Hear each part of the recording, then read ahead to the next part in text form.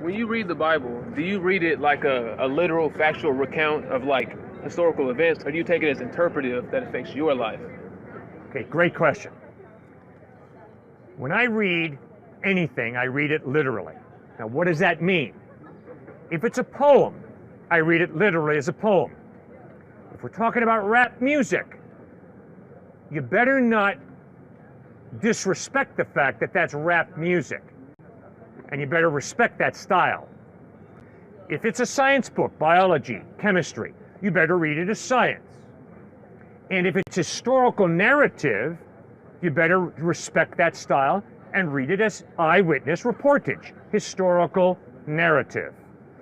Then you better study what the author is saying and apply it to your life when it's the Bible.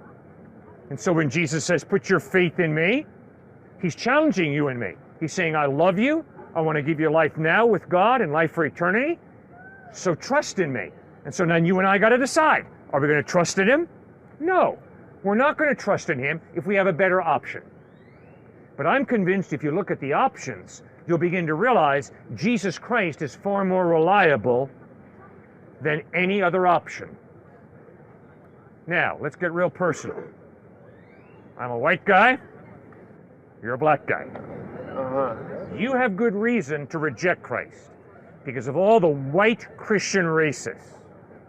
I plead with you, sir, don't give a white Christian racist the power to turn you off to the true historical Jesus who did not have a racist bone in his body. In his first sermon, read it for yourself, Luke chapter 4. He's in a synagogue packed with Jews.